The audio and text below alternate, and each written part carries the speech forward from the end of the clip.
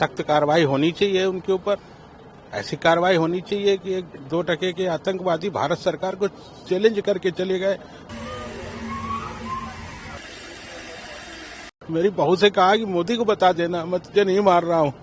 सरकार को ऐसी कार्रवाई करनी चाहिए कि वो 7 पुस्तक तक भूल जाए किसी को मारना। मेरा बेटा और बहू बैठे थे, स्नैक्स वगैरह खा रहे थे, तो पीछे से आए ये आतंकवादी और इन्होंने पूछा हिंदू हो कि मुसलमान हो। तो उन्होंने जैसे हिंदू बोला है वैसे तुरंत गोली मार दी सर पे।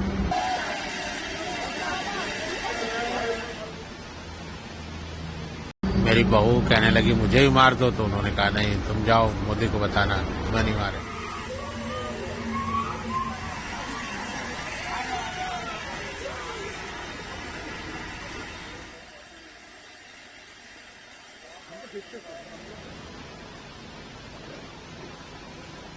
कार्रवाई होनी चाहिए उनके ऊपर। ऐसी कार्रवाई होनी चाहिए कि 1-2 के आतंकवादी भारत सरकार को चैलेंज करके चले गए। मेरी बहू से कहा कि मोदी को बता देना, मैं तुझे नहीं मार रहा हूँ। सरकार को ऐसी कार्रवाई करनी चाहिए कि वो 7 पुस्तक तक भूल जाए किसी को मारना। आई विटनेस नहीं है, हम लोग पहलगाम में नीचे रुक गए थे, बच्चे लोग ऊपर गए थे। हम लोग वहाँ नीचे एक स्थान होता है, उसके बाद ऊपर जाने के लिए घोड़े से जाना पड़ता है, जिसको मिनी स्विट्जरलैंड कहते हैं।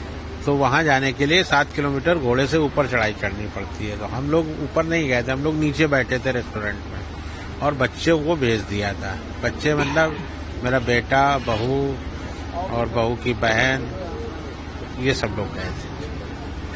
तो मेरा बेटा और बहू बैठे थे, स्नैक्स वगैरह खा रहे थे, तो पीछे से आए ये आतंकवादी और इन्होंने पूछा हिंदू हो कि मुसलमान हो। तो उन्होंने जैसे हिंदू बोला है वैसे तुरंत गोली मार दी सर पे।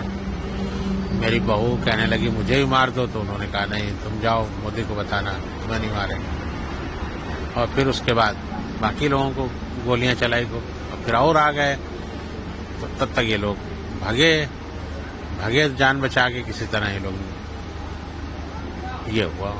कितने लोग थे हथियार से लैस? कितने लोग आए? अब ये हम क्लियर नहीं बता पाएंगे, हम वहाँ नहीं थे मौके पर, लेकिन काफी मात्रा में थे आतंकवादी, ये बताया गया है, क्योंकि मैं चश्मदीद नहीं हूँ वहाँ का। एक आखिरी सवाल, क्या चाहते हैं, क्या सरकार से आप कुछ बात करेंगे? जो सरकार चाहते हैं, माननीय अमित शाह जी को आज बता दिया है, गृह मंत्री जी को। उनसे अभी हमारी मुलाकात हुई थी श्रीनगर में, मैंने उनसे बता दिया है कि हम क्या चाहते हैं।